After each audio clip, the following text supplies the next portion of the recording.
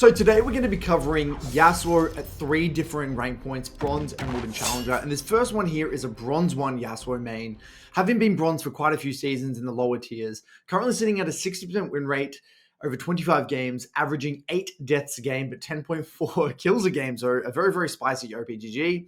We're going to be taking a look at this game here.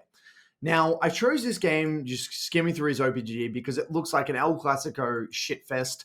A lot going on, a very El Clasico matchup, Yasuo into Mal's, which we will see quite commonly or frequently in the lower tiers. Just quickly taking a look at his build here. I mean, typically in the lower tiers, I really recommend a stock standard build, typically Bork into Shield Bow. In this case, he's gone Bork into IE, which is also completely fine with lethal tempo, pretty straightforward. You can see that he is wildly inconsistent. He's going 15, 14, 19, 10, and then 13 and 0. So I'm going to be expecting to see a lot of coin flip plays, and I think this one's going to be a very interesting, I guess, hopefully archetypal Bronze Yasuo player. Let's go ahead and take a look at the gameplay. So just to preface this, as we're getting into this, I have not seen this VOD. I don't know what the hell I'm getting into. I don't know who this guy is. We've just found a random Bronze Yasuo player, so I'm very excited to see how this kind of pans out. So I guess loading onto the Rift here, there's a few things that I want to talk about. This Yasuo has opted in for Ignite. Now, I'm very vocal about this. I don't like Ignite on Yasuo in the lower elo brackets. I think it really overcomplicates the mid-game macro.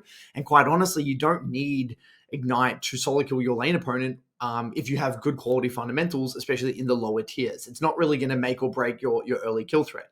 So, yeah, I'm not a fan of that. We'll maybe touch on that a little bit more throughout this first VOD here.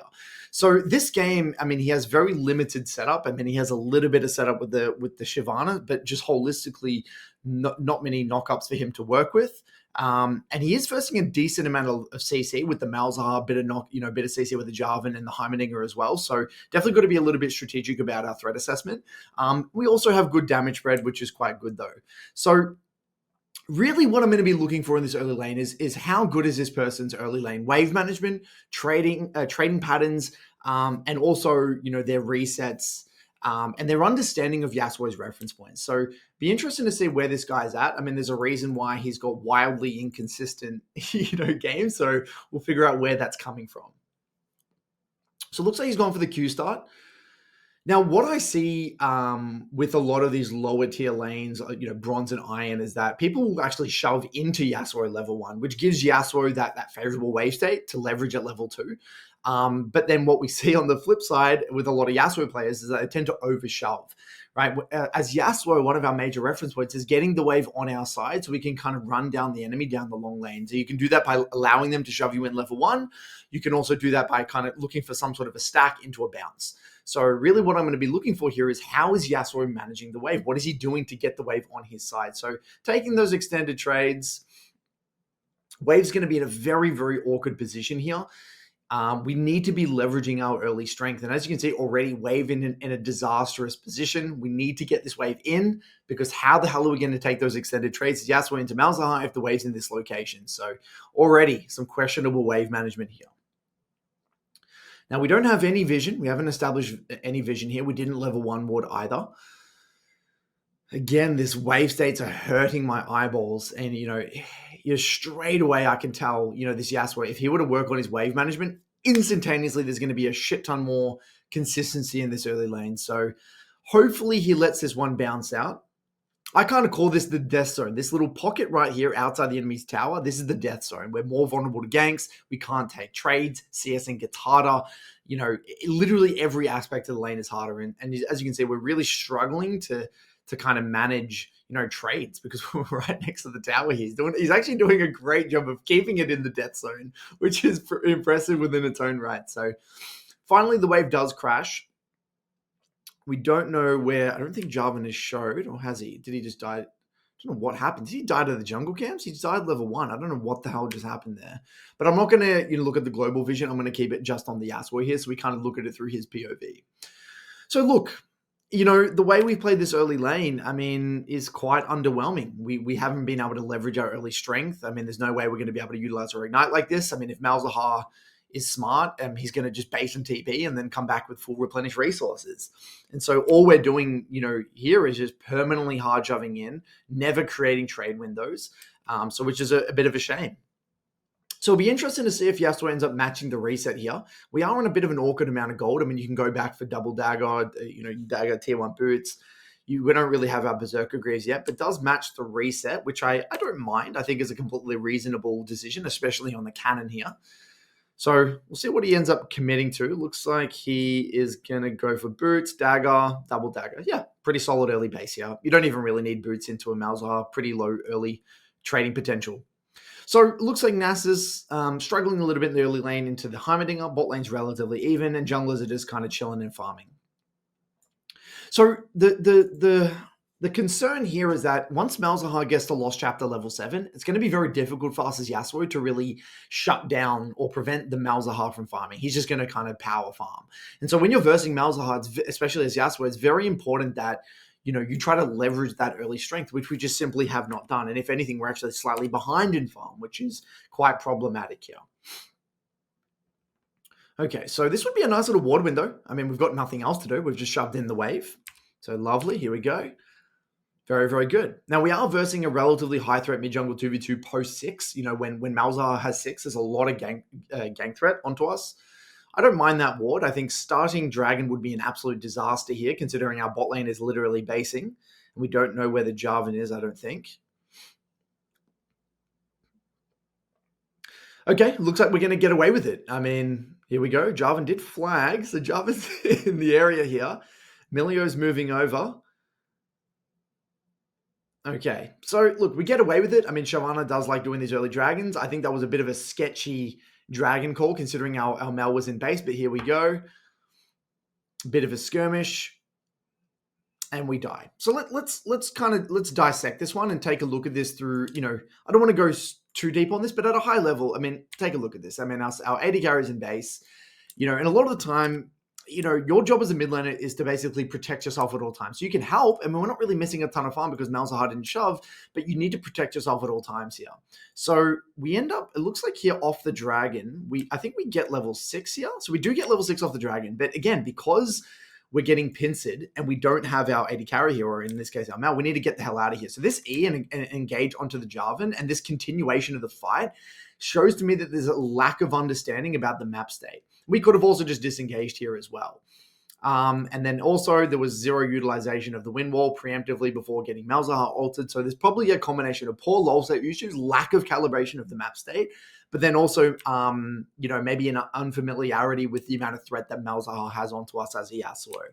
So already not off to the greatest start here, farming quite atrociously, but we have got our Berserker Greaves. So game's not off to the greatest start here. Okay. So tying it back to, a few reference points, Yasuo is a very, without flash, we're extremely vulnerable, especially into something like a Malzahar and a Jarvan, especially when Malzahar's R comes back up. So our warding needs to be very on point. We need to be at least somewhat intentional about the amount of threat that they have onto us and allocating a disproportionate amount of our mental stacks towards just safety. So we can push this guy off the scuttle. I mean, we have the ability to do so because we've already shoved in our wave here. And so really what we need to be doing is trying to isolate the lane a little bit and trying to create long lane states so we can kind of take those extended trades into the Malzahar. What we're seeing is just now a bit of a fiesta on top side. It looks like we're sacking midway for this play, which again, I hate. But here we go. Nice little EQ. Lovely. Okay, so look. It looks like we are able to pick up a few kills on the back end, but this style of play, I just fundamentally disagree with. I just don't think this is Yasuo's identity. Yasuo is not a champion that wants to be running around the map with low CS per minute because you're so tied to your items. One of our major reference points as Yasuo is how do we get to our Bork as fast as humanly possible? Because once we're on that Bork, that's when we can start to rip open the game. And so we're seeing here, in my opinion, a complete lack of understanding of Yasuo's reference points, which is, again, probably leading to, or at least contributing to a significant amount of that inconsistency from this Yasuo player. So here we go. Now we have that long lane state. We take that extended trade down the long lane. Really good. That's what I want to see. And notice how we're only able to take this sort of trade because we have the wave in this sort of pocket here. And so the common question I get from Yasuo players is, how do I know when to shove versus hold the wave on my side? And this is where you need to be very dynamic. It depends on what's happening on the map. If a jungler's looking for a grubs fight or something, then shoving and complementing them makes sense. If there's nothing happening on the map, there's no objectives, and your jungler's chilling and farming camps, then you can probably play to hold the wave. So, okay. We end up missing our Q3. We get Malzahar ulted and we die. So let's quickly take a look at this one here. So, like I said, I mean, our Shyvana wanted to potentially play for grubs here. We did get the wave in. Now, we are sitting on quite a lot of gold here because we got that double kill on top side. So that's also worth noting. And we also don't have either summoner. So what you would really want to try and do here, if you wanted to make this play happen, you would have to play it pretty fast and try to turn on the Heimerdinger. The moment the play is kind of played out like this and they've engaged, the play's already done. Shyvana's level 5, piece of shit. We're sitting on a lot of gold. Our Nasus isn't even in the area. It's not really going to work. So we miss our Q3. Even if we would have landed on Malzahar, I don't think much is going to happen. We get very little value from our win wall, and then we go in by ourselves and we die. So really what we're seeing here from this Yasuo is an inability to say no, and I would say more broadly at a higher level, a lack of kind of respect for their life. And this is what you see with a lot of Yasuo players, where they're not really contemplating, is this guy just AFK? So it looks like he AFK a little bit, checked Facebook, or maybe he's waiting for items. I don't know. But yeah, just what you see, at a high level with Yasuo players is that they're not really valuing their life, because the way Yasuo's kit works is that you can get behind yet still pump out damage. And there's not many champions like that in League where you can die, 2 or 3 times and still pump out a lot of damage. So I think just the feedback loop, inherently, present in Yasuo as a champion doesn't lead to that of, like, again, intuitively valuing your life.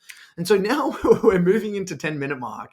We're sitting on 58 CS by 10 minutes. We're running around the map like a headless chicken. We're sacking waves on repeat. We still haven't even got our Bork. We're going for this roam onto the Heimerdinger.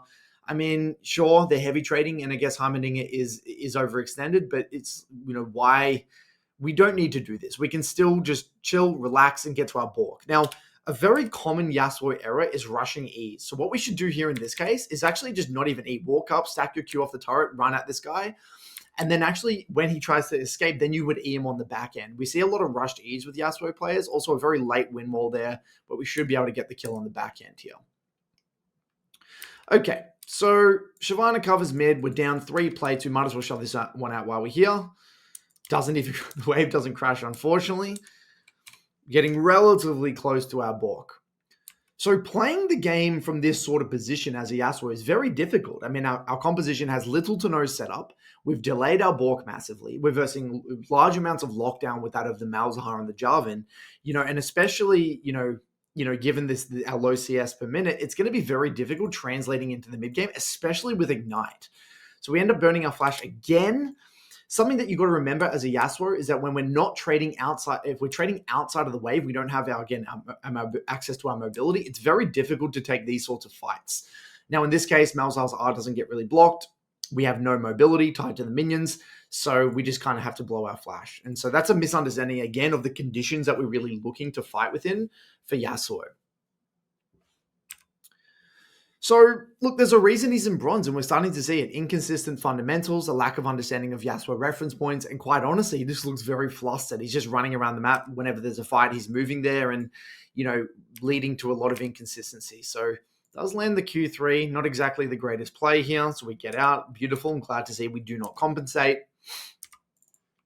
And really, we need to keep our head down and try and get the Bork. Our major strength we have into the Malzahar, moving into the mid game, is not going to be out team fighting this guy. It's going to come down to the side lane. And this is my major critique with Ignite. I mean, sure, Ignite is very good for securing those early kills, but the reality is that, moving into the mid game, it can make your mid game macro, your inability to play the side, or your lack of flexibility with your side laning a lot harder. You have a lot less options with your mid game macro here. So we see top lane getting, pumped. We see bot lane doing okay. I mean, they're going kind of relatively even, and Shyvana's in a pretty big hole here. Now, they do stall out this game to 35 minutes somehow, so I will skim forward a little bit here. Still not yet on our Bork. As soon as we get that Bork gold, I'd really want to see this guy getting back to base. At this stage of the lane, in the late stages, really what I want to see is good quality deep vision on Raptors. I want to see an awareness of our jungler's location, and I really want to see just safety. Typically at this stage, Malzahar's just going to pop waves. We can't really do too much into this guy. So it's going to be a lot of ping-ponging waves and trying to stall out the game to mid-game. So this is a very El Clasico thing we've been seeing in a lot of our bronze, so far. This is our third video, and we're seeing this in all the bronze games where there's this absolute tunnel vision on hitting mid tower. If we freeze frame right now, we have absolutely zero vision of Jarvan. Our jungler's making a play topside. We have actually in this case no flash as well. There's absolutely no care in the world about the amount of threat that Jarvan or Malzahar can impose onto us. So much so that we literally turn around and fight this guy under his tower. And then, I mean, if Jarvan could have been here earlier, we would have just got one shot. So it just so happened that Jarvan was a little bit later, so I had to go for the tower dive, but it easily could have been a way more, easier kill for Jarvan. So, at this stage of the game, Yasuo is, in a bit of a hole. He has completed his balk, though. We end up losing that mid tower. And this is where the game gets extremely, extremely difficult. So I'm just going to skim forward. We are at balk, and believe it or not, we can probably still scrap with this Malzahar at balk. It's more, though, again, the 2v2s will be a little bit tricky with the amount of threat that they have onto us. Something that I also see a lot with Yasuo players is just not really valuing their flash. As a Yasuo, especially in games where you don't have a lot of setup from your team, you need to be extremely cognizant or careful about your flash usage. Every single flash needs to be very high value. All right, so it looks like we're covering for top here. We end up going back mid, and the game's naturally going to stall out a little bit here. And so the natural question is, Curtis, well, what should I be doing in this stage of the game? Well, the reality is that there's no, Shyvana is in a bit of a power trough. Nasus is not really yet spiked. I mean, I would just slow down the game. Mel's scaling, Shyvana's scaling. We've got one dragon each. I'll just be playing in accordance to my Shyvana's location, keeping myself safe, and really trying to slow down the game and get into the side lane when the bot lane towers break. So what you see here, I would say, is a combination of, again, poor threat assessment into the Malzahar, complete tunnel vision, no care in the world about where the Jarvan is. And the other thing as well, we're not really getting a ton of value from our win wall, into this combo as well. So that's the other challenge as Yasuo into Malzahar. And so, just no valuing of our life here. We could have gone back to the mid wave, established a little bit of vision, even traded that off worst case scenario, and just continue to farm and scale. So now what I'm going to do is I'm going to just skim forward a little bit. We're going to go straight to the 20-minute mark. I want to get straight into the meat of it, and then we're going to really get into some of this mid-game macro here. So miraculously, what's happened is he's turned around the game. He's racked up a few kills. The game's now an absolute clown fiesta, 17 to 21 kills. The gold is now completely even. Nasus is scaling. I mean, Mel seems to be doing a pretty good job, and Shyvana's on 2 items. So really what I'm going to be looking for is how is this guy navigating the mid game? What's his goal here? Is he going to get into the side lane? Is he going to ARAM? What is he going to do? So already going for a bit of a 1v2 scenario here. Let's take a look at this. So 1v3 actually. So we're 1v3 in mid lane right now. Doesn't have flash, doesn't have ignite, does land the Q3. Wind wall maybe could have been a little bit more patient on that wind wall. Wind wall's a very complex ability, but does end up out scrapping here into the very weak vein. Okay, so let's back off here. So it ends up overstaying a little bit, able to shred down this Jarvan. Very, very, very, very strong on these 2 items. Please tell me he resets. Okay. He's sitting on 1,300 gold here. We really need to get back onto the map and start playing in the side lane. So here we go. So off this reset, we see Yasuo now approaching that 3rd item, not yet at that shield bow. We can definitely beat Heimerdinger in the 1v1 on the side as long as we're intentional with the way we use our win wall. So again, the question would be, Curtis, what should I be doing in the mid game here? I mean, quite honestly, I would be trying to shove and move, and probably skirmish with my Shyvana. You've got some nice little mid jungle 2v2 with the Shyvana at this stage of the game. And then again, quite honestly, making sure that we're not going in by ourselves. And if we can go in with our team, we've got some pretty good skirmishing. We've got some pretty good fighting. As long as we're getting good value from our win wall into the Heimerdinger and the Vayne, we could probably win a lot of these fights. Here in this case, I don't mind this. I mean, our Vayne's on bot side. We should be able to shred this one down pretty easily. Jarvan's not really in location. It looks like you'll get a free Atacon. Very good. Now, we've also got Dragon coming up relatively soon here. We could trade it off easily and continue to shove and trade it for a tier 2, or we could group. I think grouping would be completely fine here. Here we go. We've got a bit of a fight. We know Vayne's not here. This is looking excellent. Free kills, left, right, and center. Straight onto the Malzahar. Next. Excellent. We've still got win wall. Don't even need to use it. Beautiful. And what we really, this is the very conflicting thing as a coach when I see Yasuo in this elo bracket. Yasuo is objectively very difficult to execute, but at the exact same time, you've got this kind of polar opposite effect where people have mental blocks into Yasuo, where they don't necessarily understand what the counterplay is to Yasuo. They don't really understand how to hold CC for the Yasuo. They don't really know how to play around the win wall. So Yasuo is simultaneously one of those champs that, yes, it is incredibly difficult to execute, especially moving into the mid game with the complexity of the team fighting, especially when you have no setup. But it's kind of counteracted by the fact that people are so bad at versing Yasuo that it kind of makes the champion work. And Yasuo is one of actually the most popular champions in bronze. And I think not just because he's fun, but also I think people just have results with him. I don't think he's actually a champ that, he actually does win quite a few games. So we are seeing a common problem. He are sitting on the map with 1600 gold. We're trying to be faker here, run into the map and kill everyone in the jungle. It's working. Is it the play that I would recommend, considering your team is not really on the map? Probably not. I probably would have recommended resetting, spending gold, syncing up with your team, and getting that shield bow. But in bronze, I don't want to go too in detail about that. So again, sitting on a lot of gold here. I'd be very, very careful about this. And we've got so many win conditions. We're 13-5, fed as hell Yasuo, sitting on 3 items in our inventory, which we could easily buy right now. We were on 3 dragons. All we got to do now is wait for the next dragon, continue to be there for major team fights, spend your goddamn gold. And this is going to be a free win. They end up losing this game. What the hell happens here? What is this guy doing? I'm actually intrigued to see how he loses this game. I'm genuinely confused. He's fed as hell. He's got a 700 gold bounty. He's setting the world record soon. He's going to go in the Guinness World Record book in a moment. Nearly sitting on 3k gold. Does have flash as well. This game is in the bag. This game is absolutely in the bag. Okay, so we've also got Baron coming up in 30 seconds. He's just started to go grab the red buff. Finally, we're going to reset on that 3k gold. Gets that shield bow. Beautiful, working towards his 3rd item. I like the deployment. I really like the deployment here. We've got action on top side here. We see a bit of shenanigans in the top side river. We've got everything. We're level 16, rearing to go. Let's go. Malzahar's on bot side. I don't mind this. Don't really have much to stack our Q off of. Ooh. Where's the wind wall? Yep, beautiful. Yeah, I mean, I don't even think he even had to flash there. I mean, if we really get into the execution, there's a few little nitpicks. When we're moving to the fight, he should have taken this path over here. He can also stack up his Q off the Gromp on the way to the fight. He could have maybe, if he actually walked around here, he could have Q'd the Gromp maybe 1 or 2 times and already had this Q3 ready to go. I like how he didn't start with E. I like how he held his E there. I don't know if I fully read the flash, but he ends up landing a beautiful Q3. I like the win wall here for the Heimerdinger turrets, which I don't mind. And then with him and Nasa's multi-threat here, the fight kind of wins itself. I mean, when you're a fed Yasuo like this, you don't even need to be super efficient. The fight will naturally win itself. And quite honestly, they probably could just Baron here. Jarvan's dead. I don't mind this. Beautiful. Looks like they're going to get a Baron. Okay, it's going to be close. I mean, I think it would have been good to use the win wall there, but okay, beautiful. Lovely. So how the hell does he manage to lose this game? That's the real question. What does he do here?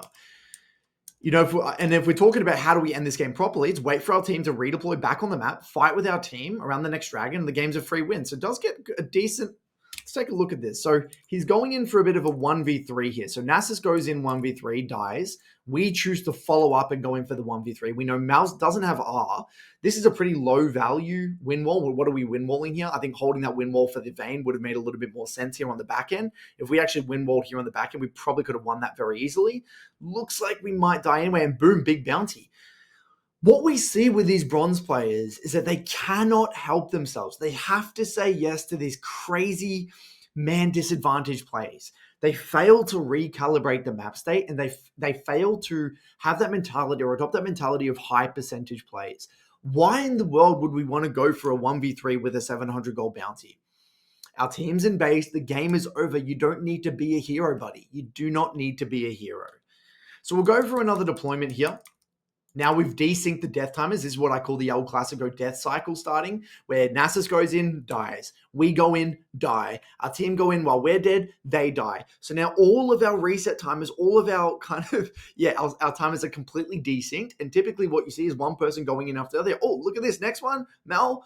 Yep, beautiful. Next one. So we went from Nasus to Yasuo to Xerath to Mel. Who's going to be next? Is it going to be us? Are we going to go in now by ourselves with the Shyvana? What's going on? So we'll take a look. Dragon is coming up. It doesn't look like Mel will be here in time, unfortunately. So it looks like we're very hell-bent on getting this dragon. We go in here. We have got Shyvana next to us. I don't mind that wind wall. He actually did a pretty good job of this fight. I mean, he played around the wind wall quite nicely. And considering it's like a 2v5, he's actually done an okay job. I mean, the real question here would be then, could we have just stalled this out a little bit? And could we have maybe just traded off this dragon for a tier 2? That would be the real question here. I also think that maybe he could have made more of an effort to play around the Shyvana, but honestly, not too bad. I mean, if he hit that Q3 and killed the Heimerdinger a bit sooner, this actually would have been not too bad. And I look, considering it was a 2v5, I think they played it okay. I think it's just a very, very, very difficult fight to win in the first place. And this is all off the back of desyncing our death timers, with our team. So I'm just going to look at one last deployment. I think I've kind of seen enough of this mid game. We kind of see why he's struggling in the mid game here and why this game was turning out into a loss. So all we need to do right now, same thing. We want to be grouping up with our team here, making sure we're not kind of going 1v5 hero mode. And yet again, he's trying to be Rambo in the forest by himself. Yeah, but he's doing a great job. But again, you're very, very unnecessary. So, summarizing this bronze gameplay, we're seeing inconsistent early wave management leading to a very, very atrocious early game and poor trading patterns. We saw poor resets through the entirety of the game. We saw that hero 1v9 mentality where we're making plays without our teammates. And then we saw, I'd say just very, very poor, threat assessment. Not really understanding how much threat that Malzahar has on top of us. So that's the bronze Yasuo. Doesn't really surprise me why we see very high deaths and those kind of like very, very coin flippy match history. Let's go ahead and move on to an Emerald Yasuo player. Moving on to the second Yasuo game, we're going to be taking a look at this Emerald 2. His name is Togus Back. As you can see, definitely a Yasuo main. We're going to be going over this Yasuo versus Diana game. It looks like he's been sitting kind of low diamond, mid to high emerald for the past few seasons here. This looks like a very El Clasico kind of Yasuo game. If we kind of take a look at his history here to just make sure that he is a bit of a Yasuo player. So it looks like, he's definitively a Yasuo player. He's played it here for multiple seasons. Yeah, lovely. Okay, so this is exactly the type of player we wanted looking for. He looks like a very archetypal Yasuo player. You can see that his deaths are significantly lower than the bronze player that we looked at before, but also very low deaths. I'm very intrigued to see how this guy goes. So let's go ahead and take a look at the details. So moving into this one here, we have the El Clasico Yasuo into Diana matchup. Well, I wouldn't really say it's El Clasico. I actually say it's a little bit of a niche matchup. We've opted in for the TP, which is good. I much prefer the TP. It gives us a little bit more mid-game macro flexibility. In terms of setup, and we got great setup, and we got a Vi, we got a Braum, we've got some good multi-threat this game, which I love to see. I actually like Yasuo into Diana. We get pretty good value from the wind wall, from the Q. I mean, into the Kayn, into the Nasus, maybe not so much, but into the Lucian, Nami, and Diana, I think we get pretty good value from the wind wall here. And for those of you, by the way, who didn't already know, we actually have an awesome Yasuo guide inside the Midland Academy. You feel free to check that out if you're really trying to streamline your Yasuo journey. Also, free tier list and climbing masterclass inside of our free school community. There'll be a link in the description below. Highly recommend. Go ahead and check it out. But anyway, back to the game here. This Yasuo has opted in for Electro for a very burst-oriented setup.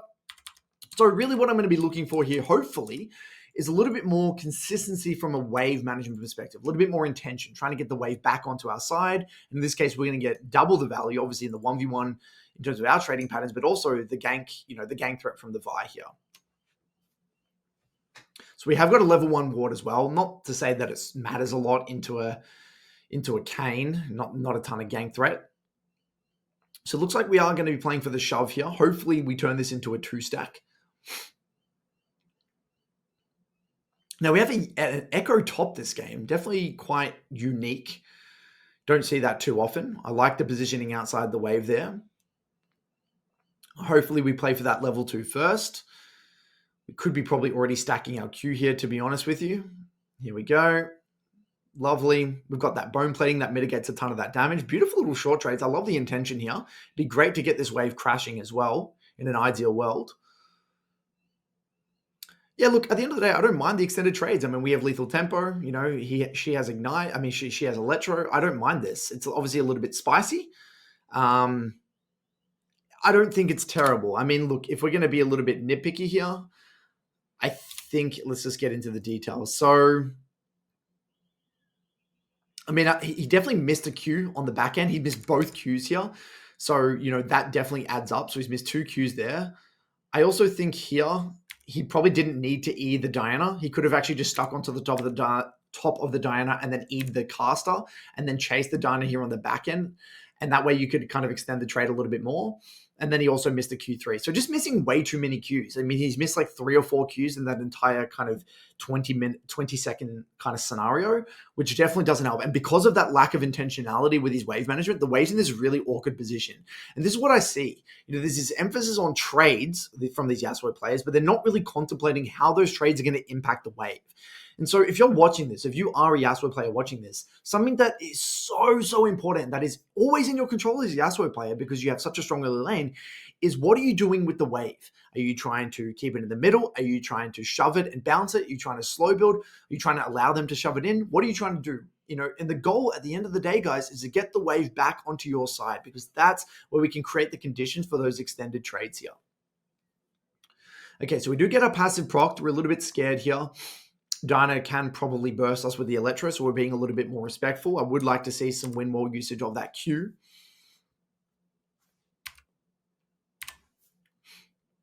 Okay. I mean, I don't really see the point in not using win wall here. I mean, you really ideally would want to conserve your bone plating there so we can take trades, but it is what it is. Nice little Q3. Okay, so Vi's in the area. We might be able to receive a gank here. We'll see. Yeah, I mean, these win walls have been quite sloppy. I mean, we've basically got hit by nearly every single Q.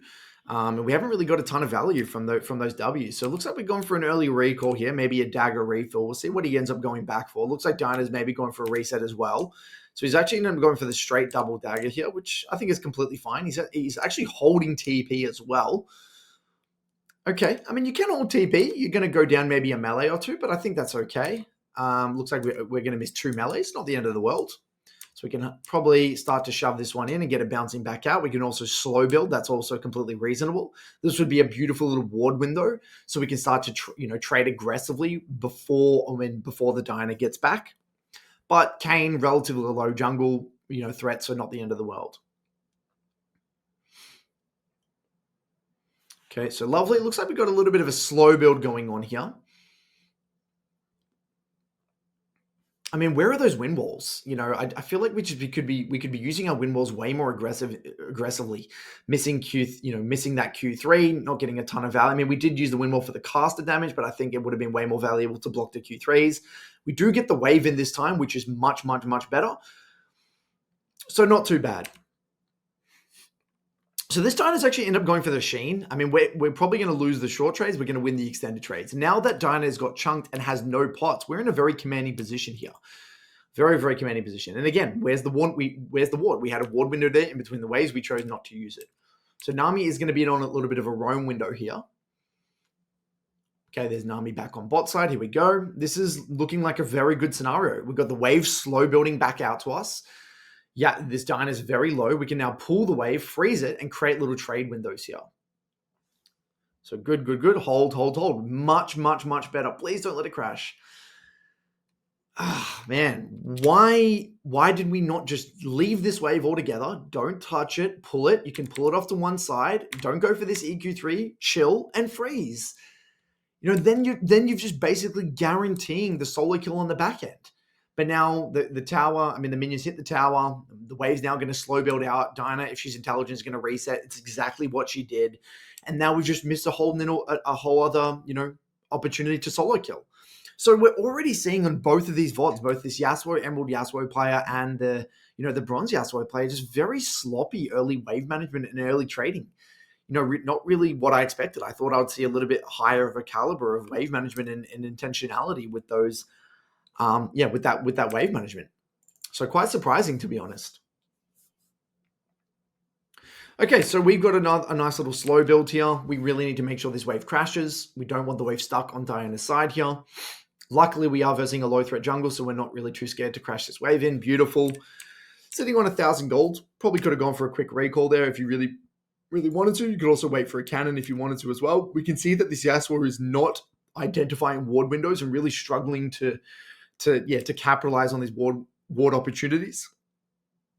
Echo seems to be doing a pretty good job top side. Kaiser seems to be doing a pretty good job bot. Okay. Again, where's the win wall for the Q3?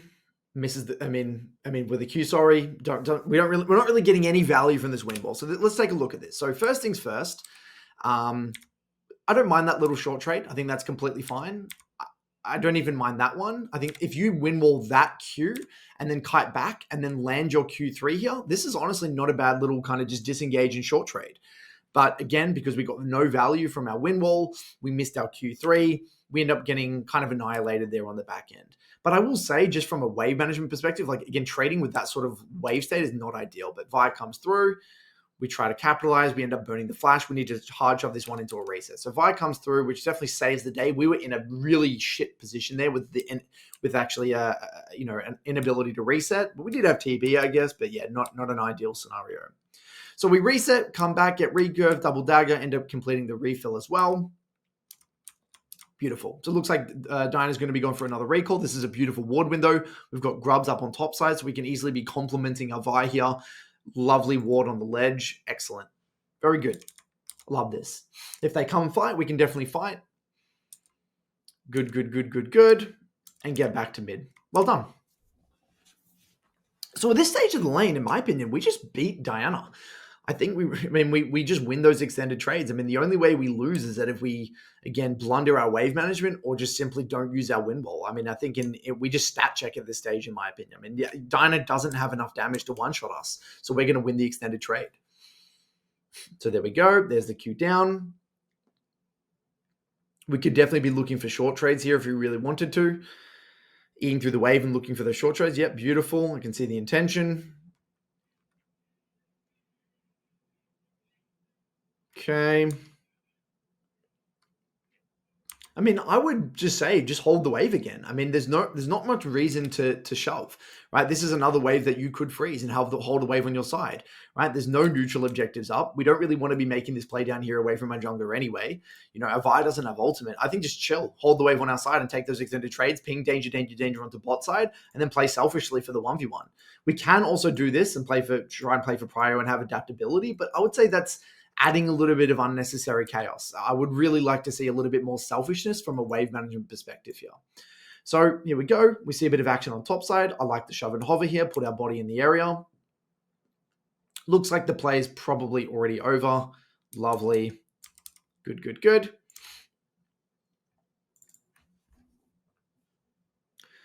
Here we go. Where are those extended trades? Take the extended trades. Have a crack. I mean, the Kane's dead. Let's go. Let's try to leverage. I mean, your bone plating. If you're going to get your bone plating proc, you might as well do something in your win wall. You're not really utilizing it.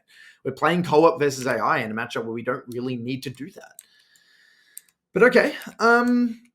Look, our biggest strength in Diana is that we're going to win the mid game, right? We're going to win the side lane. So at the end of the day, you can just go even into a Diana and it is going to be completely fine. Do I think that it's optimal? No, but look, realistically, even if, we go even, at Bork, we're just going to beat this Diana in the side lane. So I guess maybe this person is just thinking, why force it? Just keep it neat and tidy and then get to Bork and then I can beat the Diana.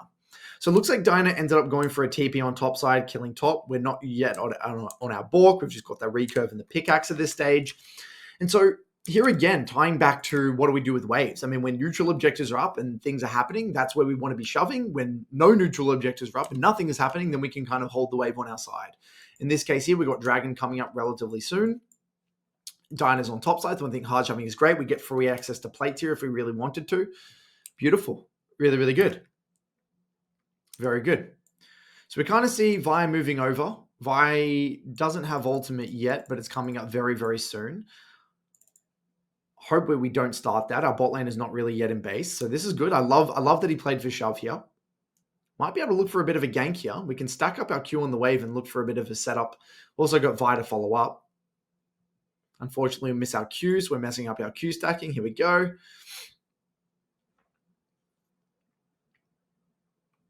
So this is where Prio, instead of holding waves, would make a little bit more sense. We see our team starting the dragon, so I want to be looking to shove and hover here and make sure we have that adaptability. So he's done that. Not too bad. So if something were to happen in the river, we can definitely move over. Diana's holding the wave. We don't really care. Really good. I love this. Very, very clean. Okay, looks like Diana's going for an all-in. We use the wind wall for the casters. I mean, look, again, if we were a little bit more on point with our wind walls on the Q, we could probably be mitigating a ton of that damage, but not too bad. I mean, we burnt the Diana R, not the end of the world. Okay, so we're getting relatively close to Bork, not quite there yet. We see top lane doing, a pretty good job. We got Rift coming up in about a minute and a bit. Get that reset for Vamscepter, and a very, very slow early lane. You can tell this sort of Yasuo player, he's definitely not the most sophisticated fighter. I wouldn't say this guy his strength is his fighting and trading. He seems like a more relaxed Yasuo player, which does make sense based off his OPGG. We saw lower deaths, so he's willing to take less risk. My biggest problem with a Yasuo player like this is that he's not really going to find the limitations of his champion. Like, playing Yasuo like this will only get you so far, because at the end of the day, guys, Yasuo is a skirmish and fighting oriented champion. If you're not min-maxing your trading, you're not min-maxing your fighting, you will just hit a plateau and you won't be able to progress. So I would really, if I was like coaching this sort of client, the first thing at a high level that I would say is, if you're ever unsure about how to do something, just have a go. And I would really start to be a little bit more critical of their trading patterns.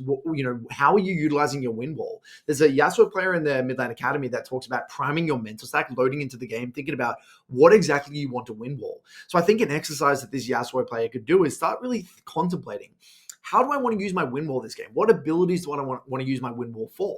In this case, I think he's not really going to use it for the Nasus or the Kayn as much as he's going to use it probably for the Diana Q or Lucian, right? Lucian culling or Lucian auto attacks, right? Or even Nami R.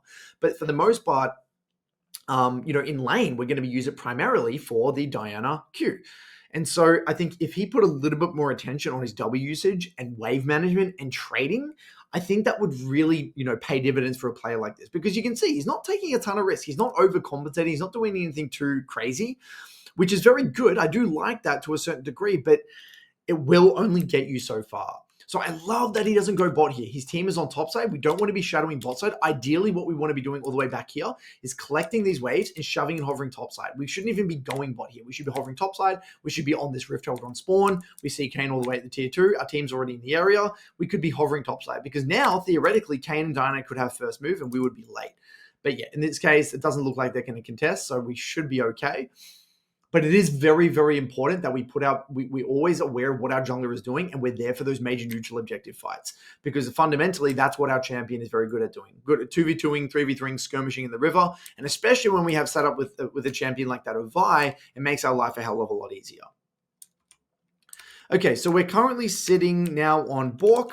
So now we are very, very, very strong. Lichbane on Diana, but at this stage we can just rip up the side lane and we can really beat anyone in the side lane. Now, it actually looks like we've swapped the lane assignments, which I don't mind. I mean, look, this guy did buy MR. We've got our Bork. We can probably win this. I mean, even though Nasus is a pain in the ass from a slow perspective, it'd be interesting to see how the kits stack up at this stage of the game, considering the Negatron. And also, Echo went mid, so we kind of had to cover him anyway. And we also have TP worst case scenario. So I don't mind that from a bit of an adaptability purpose. So it does stop the TP here. Unfortunately, misses the Q3, but really, really good. And I like this lane assignment. Echo does not have TP. Where we've got TP, we can navigate the side lane very easily here, and we can still be here for this kind of second dragon or third dragon here in this game. Very good macro. Great adaptation. And this is this player's strength. I mean, he's 0-0-0 moving into the 17-minute mark, but the positives is that his farm is pretty good. He hasn't died. And again, his macro from a lane assignment perspective and adaptability has been quite good. And he has, for the most part, been there for those major neutral objective fights in the river. So not too bad at all. So we've got Dragon coming up, shoves the wave all the way out to tier 2. I actually really love that deployment here, how he goes a little bit through mid, realizes that, okay, he probably needs to go top. I think that's great. This is the benefit of having TP, guys. It gives us that flexibility with our mid-game macro. Now, the challenge, though, is that Yasuo is not really a champion that you want to get to fights late. You are typically that champion that wants to get there earlier than later to follow up on the knockups. That's the challenge. So there's two interpretations of how we play the mid-game macro here, right? Interpretation number one is that you run up through mid here together as a team. You kind of be here for the fight itself, and then you can, like, if worst case scenario, go TP to top if Nasus decides to split push top side. Alternatively, if you get here, you can also see that the team is already on it, and then you can TP there nice and early to be there for the fight. The only challenge we face here is that our Kai'Sa is not really in location, so it is not going to be a super easy fight for us. But I would say that considering how fed the Echo is and how strong we are as a trio on the top side, I would really like to see us fighting this dragon here. But what we do is kind of worst case scenario. We don't TP early. We don't walk there early. And now we're just kind of running around the map and a little bit bamboozled. We don't know what to do. And so my biggest criticism here, and for anyone watching this is a really important fundamental, is whenever you're unsure about what to do, just make a decision. Just make a decision, because then that's going to give you the ability to review it in the post game. The thing with the complexity of a champion like Yasuo is that you have so many options with your mid-game macro. You can play side. You can sometimes group and skirmish. I mean, there's a lot you can do, but the key is just making a decision. We can take a look at that after in the post-game review. So, like I said, I think they made the worst case scenario. They didn't TP early. They didn't walk there early. They basically completely messed this up. So now their team is fighting basically without him. So now the play is basically over by the time he already gets there. I mean, the Braum is basically dead. The Vi is basically dead. Everyone's basically out of the fight. And now we're in the middle of a fight into the Diner and into the Nasus in a 2v1 scenario, and we don't do much into this, strong Nasus now at Triforce, and we're finding out the hard way that, Nasus is with that Wither is really going to just shred us at this stage of the game. And so this is a really tough pill to swallow for the Yasuo. I mean, he was in a pretty good position, but with some faulty macro there through the game out the window. And I think one thing that he should be really thinking about moving into this mid game is that he's got good team fighting. We've got the Braum knockups. We've got the Vi knockups. I think he can win team fights, and he's got to be very careful now moving into the mid game because he can't deal with the Nasus. Echo can't deal with the Nasus. Yasuo can't deal with the Nasus. And now you've got this big problem with the Nasus where we need to make sure that we're not letting him get out of control in the mid game. So what I want to see from this guy is making sure we're the one dealing with the Diner in the side lane, and we're there for those major skirmishes. Okay, so here we go. We can definitely beat this guy in the 1v1. Take those extended trades. Pretty straightforward. Great little collapse there. Well played. In and out. Nice. Really, really good. We got Adacon coming up in 20 seconds. We also have TP, so if you want to base TP, that's completely reasonable here. We don't have our ultimate, so we don't really want to be fighting here. It's very, very hard for us. I mean, I would just personally leave this fight, stick back to bot tower, let our team die if need be, but they should have it since the Diner is dead. Missing a lot of Qs, guys. We're seeing a lot of missed Qs. I mean, nearly every single one of these fights, he's rushing his Qs and missing Qs. This is I'm just going to say straight up, I don't think this is a very archetypal Yasuo player. I think this is a iteration of a Yasuo player. But typically what I see with Yasuo players is that they tend to over-index in the micro aspect of the game, and their macro is less sophisticated. This is not what we're seeing here. This guy is actually, you can see, he's probably indexed more in the macro side of the Yasuo. And it doesn't look like he's a traditional Yasuo player in that sense. I always like to joke around calling Yasuo players kind of dopamine fiends and, all about trying to min-max damage. But this guy doesn't seem like he fits that kind of archetype. He's really misplaying a lot of fights, and I think that's something that's probably going to hold this player back, quite honestly. So anyway, so he's got his second item. We're very, very, very strong. I mean, in my opinion, we just win team fights. The only thing is if we can just let this Echo minimize into Nasus and we can just play 4v4s on the other side of the map, I think that's the way we win this game. So let's take a look at this. So where the hell are we? So we've got Adacon in our back pocket, which was great.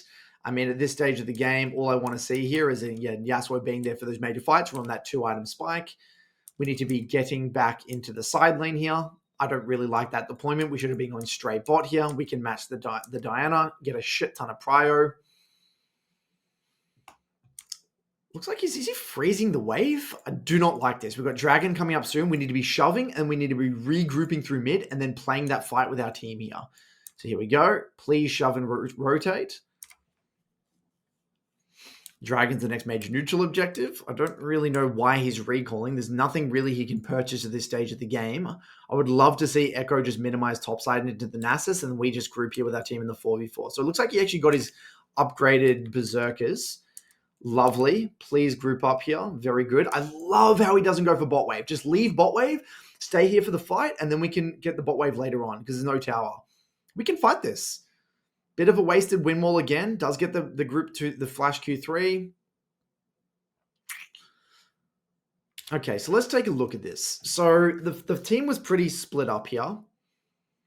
We get basically 0 value from the win wall. I mean, gets a very good EQ flash. I mean, quite honestly, it's a really, really brutal one. Let's see if he missed any Qs here. I want to really play this one out slower. Okay, so Q, or E-auto, Q, auto. I think he did miss one Q there. Look, he missed one Q. Maybe if he used his win wall for the second Diana Q, maybe he could have traded 1 for 1. I don't mind this, quite honestly. I think it was very, very, very, very close.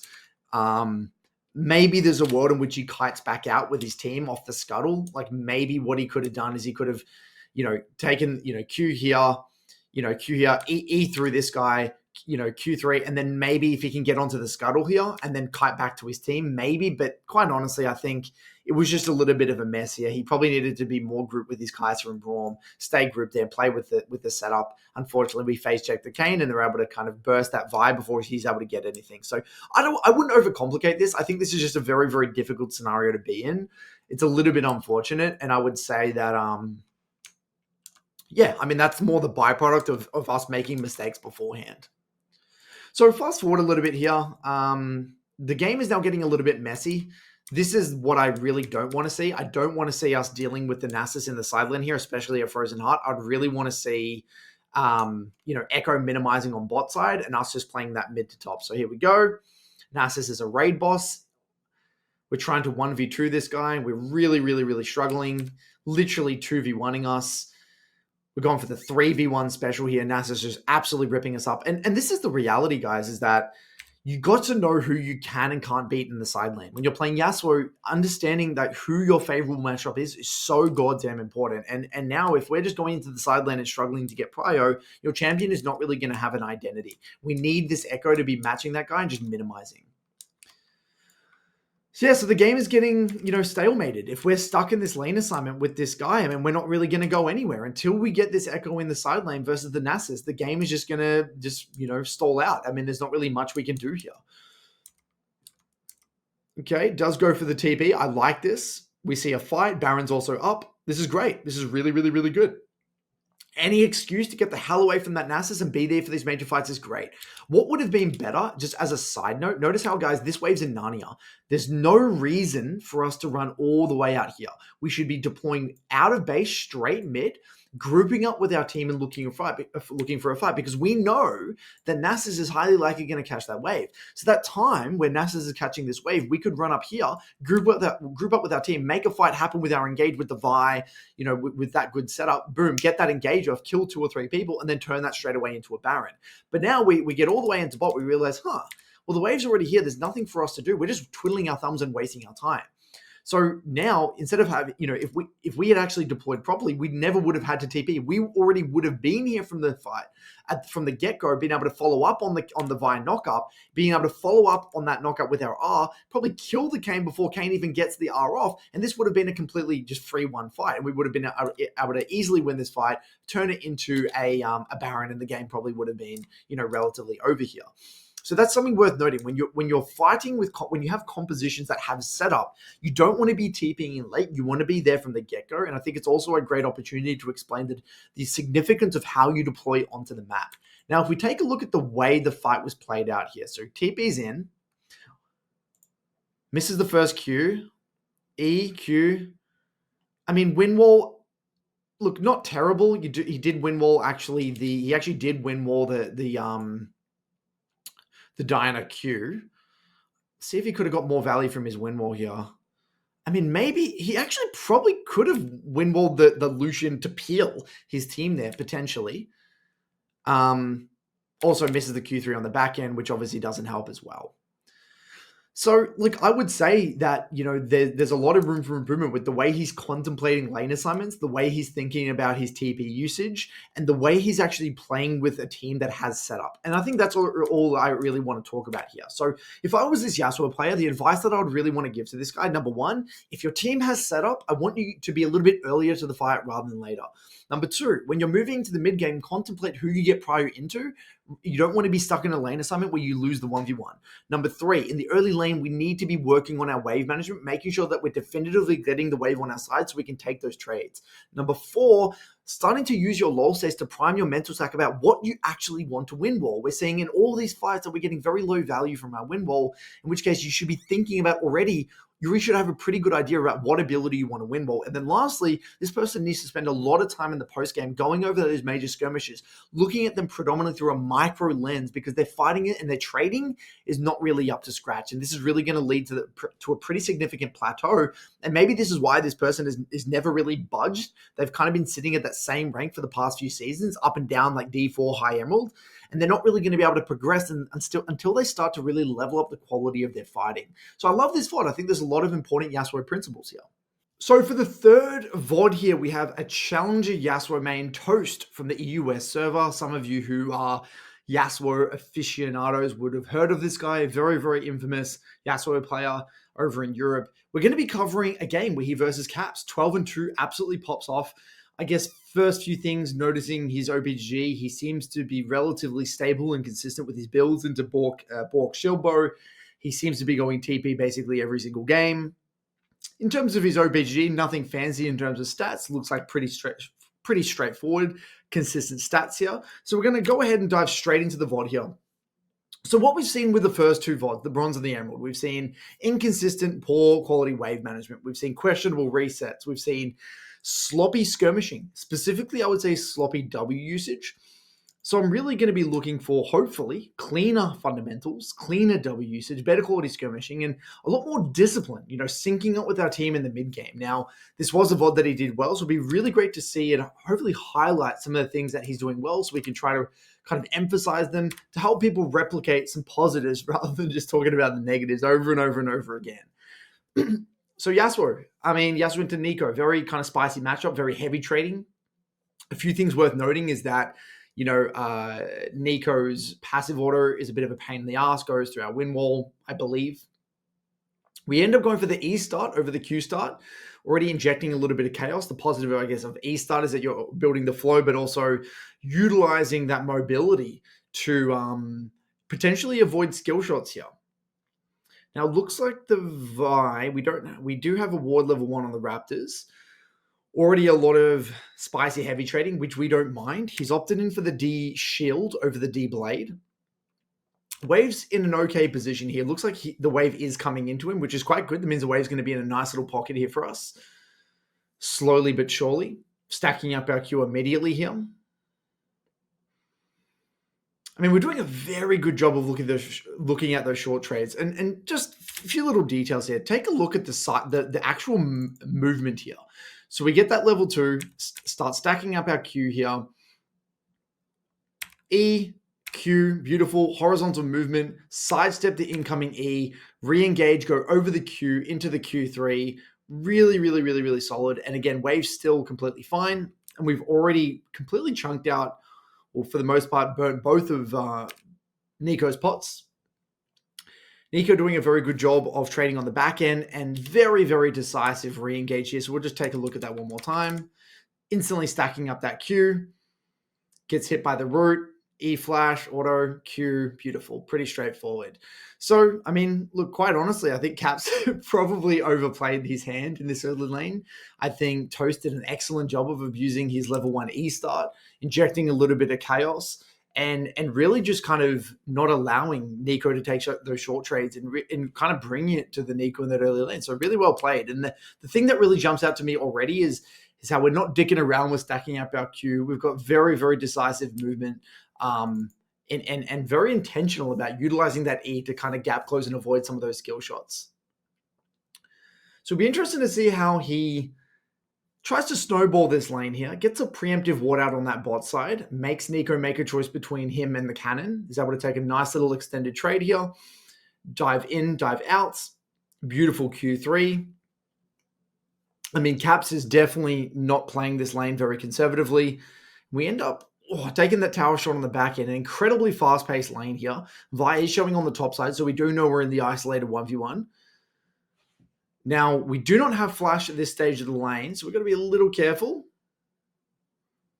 Going on for one would be completely fine if we absolutely had to here, because we are denying farm. And this is also very good because we're denying farm from the Nico here, and Vi is dead, so we definitely don't feel scared to kind of walk past the tower here. I do want to kind of circle back here and go over a few kind of little details. So first things first, I love this initial trade, time with the last hit. That sitting in that wind wall. And this wind wall is actually really good as well because we're blocking the caster damage as well. Lovely re-engage, sidestep the E, land the Q3, auto queuing on the back end, taking those extended trades, not allowing Nico to take those short trades. Utilize our passive, take a bit of damage, and then again, recognizing that Vi showing on that top side, so we end up over committing here, or I wouldn't say over committing appropriately, denying all this farm onto the tower here. So doing a very, very good job of min-maxing pressure and hyper awareness of the jungler's location. So a lot of people watching this, this is what I've noticed with a lot of people in the Midland Academy, is that they watch high elo OTPs.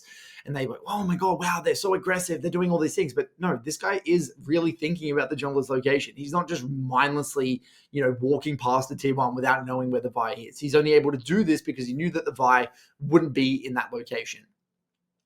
So here, being a little bit more timid, Vi's coming back out on the map, so we need to, chill. Be interesting to see if he recalls. It wouldn't really make sense for him to do so because Nico probably has to base first. So if we can keep this Nico in the lane, it's going to be very beneficial for us here. We have got that ward on the bot side here, which will give us a little bit of safety. Beautiful wind wall there. We see Rakan on the hover, trying to help Caps get a bit of a recall here. Now you can already see the quality of the wind wall usage, getting a lot more value out of our wind wall. Lovely. Now Nico's definitely going to be looking to go for a recall here, so it'll be interesting to see if we stay for one more or we just match. Trying to find the recall of the Nico. Nico decided not to commit, so this is great for us. I mean, we're going to out-sustain. We don't have mana. We have that D shield. We're rock and rolling. This is very, very good. If you ever got a bit of a sustained advantage like this, you definitely want to leverage it and extend the lane a little bit more. Nico, sitting on low resources like this, is an absolute sack of shit. So we're doing a very good job of just keeping this Nico interested in the lane and not allowing her to get a free recall. Very good. So we are sitting on a decent amount of gold here, but again, why reset before the Nico? We don't need to. So Brand on top side, we don't know where the Vi is here. Wow. Okay, so it looks like we got a little bit bamboozled there by Caps. Let's just go back here and take a look at what happened. So we got that level 6. We start immediately stacking up our Q. Use that wind wall preemptively. We end up just pulling the trigger on the R. We were wrong there, unfortunately. Vi does get the dragon, so it'll be interesting to see if he backs off here and respects Vi hovering. Yep, instantly hovering on that top side, recognizing that Vi's on that bot side. We could just base on the cannon. That would be a completely reasonable recall. Here comes Vi interrupting our reset, which is a little bit annoying here. Brand is in the area. We've got Darius hovering over as well. Okay, so Nico's committed, so we can probably shove the next one and then match the recall. Yep. Beautiful, pretty straightforward. Okay, so we've got a little bit of a lead here in the 1v1. We've completed our Berserker Greaves, working towards our Bork with the double dagger, with the refill here as well. Top side seems we're doing okay. Jungle's off to an okay start. Bot lane relatively even with a slight edge. Game's looking pretty good. Now, at this stage of the game, we still don't have our flash available for another minute, which is worth noting. Vi and Nico obviously pose a lot of threat onto us post 6. So what I'm going to be looking for is how does he kind of navigate that? Whether it be Vi, he's leaning, he's warding, or again, playing in accordance with his own jungler's location here. So does get a ward preemptively. I love that. He is getting shoved in here, trying to spot out the enemy jungler, seeing if Vi is potentially going for the bot side jungle. We don't know where Vi is. Notice how Yasuo is playing quite timid here. Has no information about the Vi, so he's not willing to take that risk. Also, the wave's coming into him, so there's no point taking that risk. And this is again that emphasis on good quality Yasuo players. It's not only the finesse of their trading and obviously the quality of their fighting, but also their understanding of what not to do. I've got this really awesome video on my YouTube channel with Aiden, who is arguably probably one of the best NA Yasuo OTPs. And something that I noticed when we went over his gameplay, it's about how poised he is, how patient, it's about saying no. And I feel like if we were watching this VOD of like a bronze or even the emerald Yasuo, they would just go in here. They would think, oh, I'm not seeing Vi on the ward, I'm fine, and they would probably go in here. And if we turn on the global vision, look at that, Vi's right in the area, and we know this to be the fact because if the jungle's not showing topside, well, what is Vi highly likely going to do? She's going to probably highly likely split the map or try to counter jungle and punish Brand dying on the top side of the map, right? Because she didn't attend that 2v2. So Yasuo knows this. He's preemptively just understanding that, okay, it's not my time to trade aggressively. I need to respect. Nico's 6. There's a lot of kill threat onto me. I don't have flash. It's not my time to play aggressive. And again, that is the mark or the makings of a very, very good Yasuo player. And this is why, he doesn't have super high average, super high average deaths. And that's a testament to a good quality Yasuo player. So hard shoves the waves out. We do see Vi on that bot side. We want to make sure we're making this Nico react to waves. We're hovering down. The reason I like this hover is that our jungler's in the area as well. So we see a bit of chaos. Nico going for the dive, using the clone to go for the tower dive. We see a lot of chaos here. We do have our flash back up. So we'll see if we go for this one. Leona goes in. Here we go. Stack up our Q. Beautiful wind wall. We end up choosing correctly and getting a nice little kill onto the Nico on the back end. Beautiful. Nice Q3 into the R. Great execution, and even get the triple kill. So let's just take a look at the execution here. So first things first, again, really good recognition that they were going for the dive on bot, putting 2 and 2 together, Nico missing and Vi showing on bot side Krugs. Stack up that Q. Next target, try to win wall preemptively the Nico E. Pick the select target, the right target, sorry. Hold the Q3. Beautiful. Great execution. Pretty straightforward. Okay, so now we're rock and rolling. He's 3-0, really, really strong. We're definitely spiking here a little bit. Not yet our Bork yet, so we're not hitting our major spike, but we're definitively stronger, I would say, at the moment than the Nico. Looks like we're going to temporarily cover a bot wave while the lane assignments have swapped up here. This is actually very convenient for us, to be honest, because we have TP and Grubs is up. So, something creative here is actually maintaining these lane assignments temporarily while the Grubs is up. And if something would happen on top side that where our team needs assistance, we can always TP over. And we also beat the Kai'Sa in the 1v1 here. So it'll be interesting to see. So you can see he's hiding out of vision here, hoping that Kai'Sa walks up and greets for the wave. Look at that. Stays out of vision, waits for the Kai'Sa, and now we can potentially chase here. Now we don't have flash, but we do have the tier 2 boots, and we end up burning that flash. Very good patience, very good poise. Unfortunately, couldn't get in vision to get the R off, but just really, again, a testament to his patience and attention to detail there. Not overly sophisticated, but again, just shows good quality disciplined play. So at this stage of the game, it looks like we've secured the Grubs on the top side. We could probably swap the lane assignments later on. Nico died again. Caps is having a bit of a shocker. Vi is on the bot side of the map here, so we've got to be a little bit careful. He's recognized that we've got a bit of a split map scenario. Ezreal's also dead, so maybe he's going to brute force the lane assignment swap again. We'll see what he does here. Looks like he's happy with the lane assignments. Gets a ward out. We do not have flash, which is worth noting. We are kind of on the weak side right now with Brand on top side, and we don't really have too much vision here. So it wouldn't surprise me if he plays a little bit conservative here.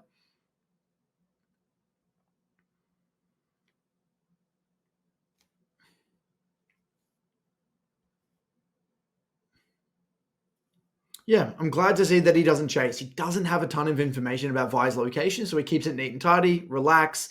Our team's not on the map. It's not about the plays we always make. It's about the plays we say no to. So very, very good. Very good disciplined play. And I mean, there's no reason for us to force, wait for Brand to get back on the map, and then we can kind of sync up our pressure here. So now we've got Brand slowly coming back out on the map, Nico showing on mid-wave.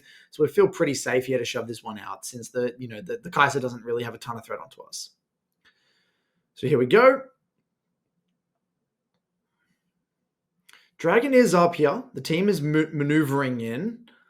It looks like we're trying to find out if the jungler is on the dragon. It's not.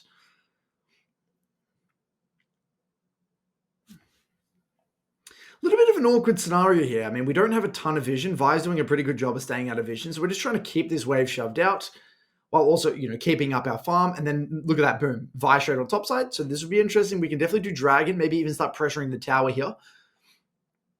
Notice how he's posturing up a lot more aggressively because we have information about Vi's location. Very good. Then we can complement our jungler if need be. Dragon's already dead. Beautiful. Sitting on a lot of gold here. We definitely can go for a reset soon. Stack up our Q off the wave. 2-man knock up. It looks like we're able to go for the chase here on the back end. Hopefully clean up the Rakan, but we burn the flash. Great. Really, really clean execution. Pretty straightforward. So I like that he didn't recall here because at the end of the day, his team is still pressuring. Nico's in mid, no one's in bot. We got free access to the tower and free access to plates, so why not? And then we can sync up our reset later on. Nice. Got that Bork in base. Very good. And so now we're really, really strong. This is obviously, one of Yasuo's biggest spikes. We actually TP mid here because we see a little bit of action. Very interesting. Extremely interesting choice to TP mid here. Maybe because he felt as though Ezreal needed to go for a recall and he saw a bit of action. Let's go back and see what he saw here. So we saw Vi basically diving onto the Ezreal. Maybe he was anticipating Kai'Sa diving in as well with R. I don't know. But does go for that kind of preemptive TP there. Not the end of the world because we've already shoved out bot anyway, and again, Ezreal had to recall, so I don't mind it. The reason I'm a little bit critical of these sorts of TPs, I do find that if you're TPing back to lane at that, early, that transition into mid-game, it does really limit your mid-game macro because we do want access to that TP moving into the side lane, right? Having TP now maneuvering into this part of the game is quite helpful for adaptability from a macro perspective, but, it is what it is. He's pulled the trigger. He's going to have to live with the consequences. It just means that, if something were to happen topside, we just don't have that flexibility. Okay, so using Fog of War beautifully, coming out of that bush. I mean, we're at Bork here. We can borderline 1v2, flash directly onto the Nico. It's an interesting choice to flash here because ultimately, look, it's not the highest value kill in the sense that we're not going to be able to turn this into any major neutral objective dragon or anything. But maybe he feels as though, just setting this Nico so far behind and killing Nico, we're going to be able to turn it into a tower potentially and plates. So I guess, yes, he does have access to the tower here. So it's not exactly true that there's nothing we can turn it into. And maybe he just feels as though there's no point holding on to his flash here. Just continue to, push that lead, deny more farm, and just, again, exert that pressure in the side lane here. We see Vi top side, so there's not really too much we can do here. We don't have that adaptability with TP, so we can just keep whacking away on that bot side, utilizing our grubs, and we should be able to finish off this tower here. Now it's just a matter of just ending this game cleanly and looking to translate leads. So Caps is making beautiful plays out of base on mid, recognizing that he probably can't deal with the Yasuo in the side lane, so he needs to kind of play around his Kai'Sa, get shit done elsewhere. So our job, in order for us as the Yasuo to translate our lead, we want to keep up our farm, keep dragging this Nico to the side lane, and if Nico is going to go for those kind of sacrificial plays and play and be that kind of secondary win condition and play with the team, we're going to make her lose a lot for it. And as you can see here, we're whacking away. That's tier 2. And I absolutely love this, by the way, guys. You may ask, well, why is he not recalling here? Why is he not syncing up with his team? Well, the reality is that no one can defend this tier 2. Nico's on mid. Vi is only just now respawning, and the bot lane is dead. And because we have access to grubs in our back pocket, and again, we're a Yasuo, we can shred towers. If we can get access to a free tier 2, this gives us a massive gold injection, which can, really speed up the quality of our translation of leads here. So it does end up getting kind of engaged on here by the Vi, and this is where it does get a bit problematic. Going for the tier 2 can be excellent if you do get it because of the amount of gold, but if you don't get it and you ruin your tempo, it does really allow for the enemy to get back on the map and kind of mess you up here. So let's just take a look at the execution. So Vi comes around the corner. We're trying to stack up our Q here. We do stack up our Q again. Vi gets a little bit spicy. We land that Q3. Great clean execution. Here comes Rakan and Nico moving on through mid. We have our win wall still here. Use our win wall, kite through it to avoid potential skill shots from the Nico. Stand our ground in the win wall beautifully, and we're able to get away with that. So Look, again, props to him. Understands the amount of threat that the enemy have onto him. Probably recognize that Vi doesn't have much threat in the isolated 1v1. So we're able to kind of tank that initial damage, and we nearly get that tier 2. And so on the next rotation, the next deployment, we may be able to actually finish that tier 2 and get that massive gold injection. And what you'll notice when you take a look at a lot of these high quality Yasuo players, when it comes to translating leads, it's that poise. They're not trying to do too much. They're finding that line between obviously executing when they need to execute or pushing it when they need to push it, but also really valuing that farm, dragging people into the side lane and leveraging their major strengths. And in a game like this, I mean, again, look at this again. We're seeing that beautiful poise, understanding that Vi's on this side of the map, right? We saw Vi, I think, over here. Here, beautiful, on that blue trinket. We're on the weak side. Our team's on the top side of the map. So it's not about the plays we make, it's about the plays we don't make again. And quite honestly, just comparing this, from that Emerald and Bronze game, it's really, really awesome to see that stark difference in terms of just the emphasis on valuing the life and protecting themselves at all time. And obviously the beautiful execution here. So let's just take a look at this execution. So try to stack up our Q, use that wind wall preemptively to try and block any incoming projectiles. E through the minions, avoid the Q, the Q. We probably could have even escaped there if we wanted to, but we tried to get the Q on the back, kill on the back end, but give that bounty. And honestly, that's a fine death. Yeah, we do give the bounty, but we trade 1 for 1. We're going to get rift on the top side. We got complete control on top side. It's not the end of the world. It's not the end of the world. But nice split map play from the Vi there. But as I was saying before, it's really refreshing to see that there's a stark difference in the quality of that mid game and just overall the quality of the threat assessment and the emphasis on just simply staying alive and saying no to plays. And it's what you would expect. I mean, there's a reason why these people are in Challenger. They understand that it's not just about kills 24/7. And so now at this stage, I mean, we have a lot of options. We could probably group and fight. We can shove the side. There's a lot we can do here. So again, recognizing that the enemy are on Dragon, he can't shove that out safely. So it looks like he's going to go for a bit of a regroup. Does have the TP.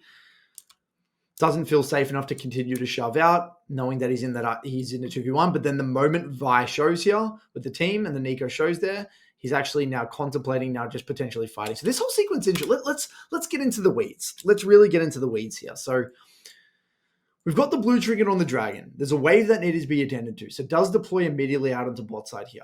Now, quite honestly, I would have also really enjoyed to see him move through mid and then move in together to play for that fight. But it looks like he felt as though his team were trading it off, right, for these towers. So he's like, all right, I'm on the weak side right now. Like the team is pinged on my way on top tier 2, on my way on tier 1. They're trading that Dragon. The game's not going to be played around Dragons. It's played way too fast. So he's recognized I'm on weak side. So if he were to shove this out, he's potentially giving these guys an opportunity to make a pick, and he doesn't know where Nico is here.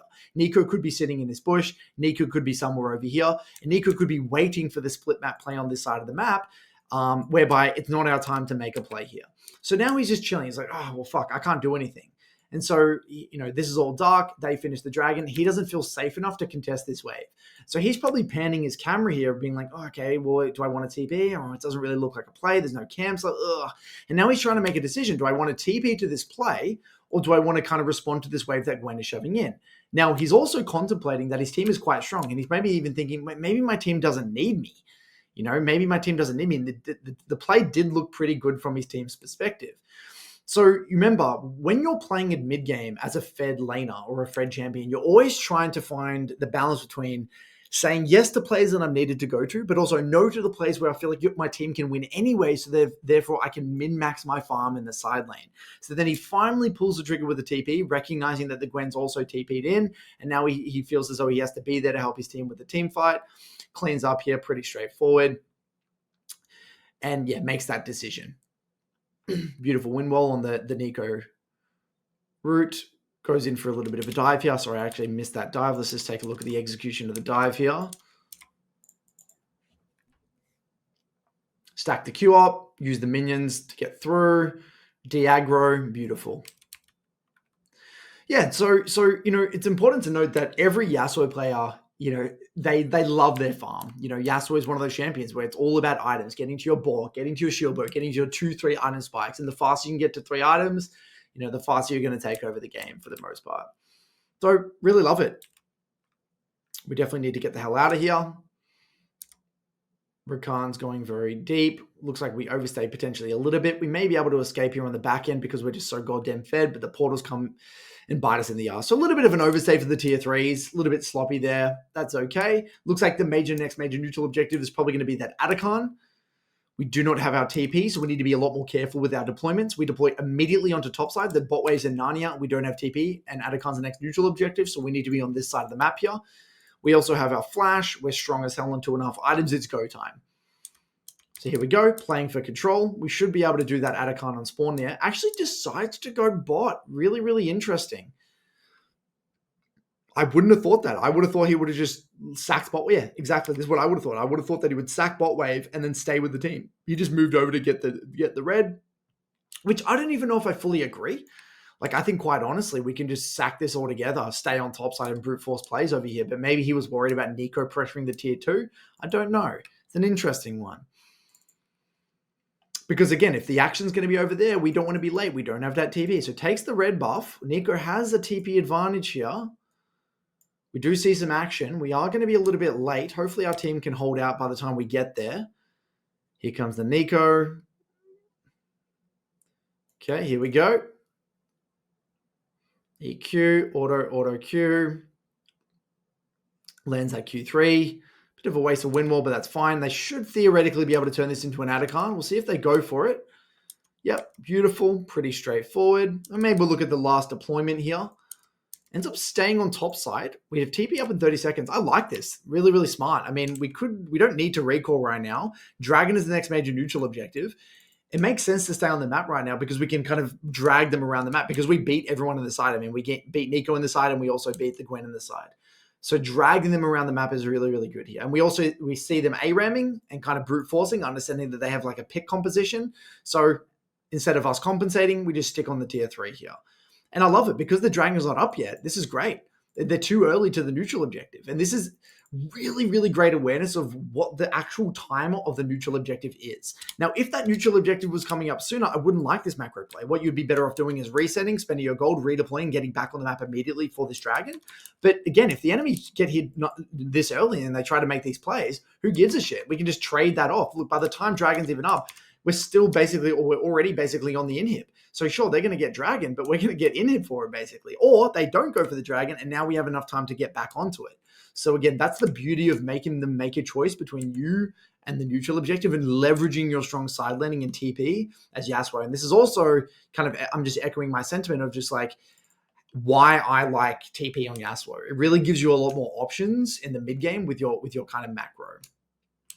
Now, props to Caps, by the way, just looking at the gold, he's actually done a really, really good job of just, all ending on his pick threat in the mid game. Obviously, he's down a lot of XP, but he's made a lot of really good picks on the enemy and done a great job of getting himself or maintaining relevance in this game despite having a pretty shocking early game. And that's props to Caps. I mean, that's one of his strengths. He's got really, really good skirmishing and creative mid game. So here we come. Here come the Avengers. Chooses not to reset. Gwen gets a little bit too disrespectful. And it looks like the rest of this is probably history. Completes that IE. Pretty straightforward. Baron's up in 2 minutes. We get the double inhib. Do have TP here. See a bit of action. Take a look at this last fight. Lovely. And look, one thing that I really want to direct your attention to, guys, as well as we wrap this one up is notice how Toast hasn't done anything montage worthy. It's not like anything here has been overly crazy. There's been every fight has been relatively kind of advantageous from the get-go. I mean, he has executed the fights well, but there's nothing that I'm like, wow, that's like crazy mechanically. It's just very consistent, solid decision-making, which means that a lot of the fights kind of naturally play themselves out. So, look, summarizing some of the key differences, we've seen a massive difference in the quality of threat assessment and overall valuing of their life through Toast here in this game comparatively to the other two VODs. We saw an emphasis on saying no to plays in the side lane when the team was on the other side of the map.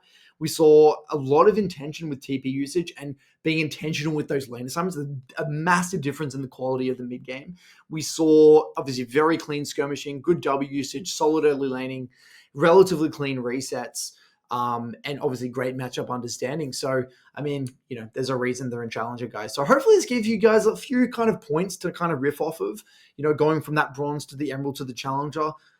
kind of hopefully displaying that class difference. Shout out to Toast. Really, really awesome gameplay. Love to see it. Very impressive performance. And also shout out to Caps for making a bit of a comeback and leveraging and all-inning on his champ's identity there. Otherwise, hope you enjoyed the video. We'll see you guys soon for another one. Otherwise, see you in the YouTube comments. Cheers, guys.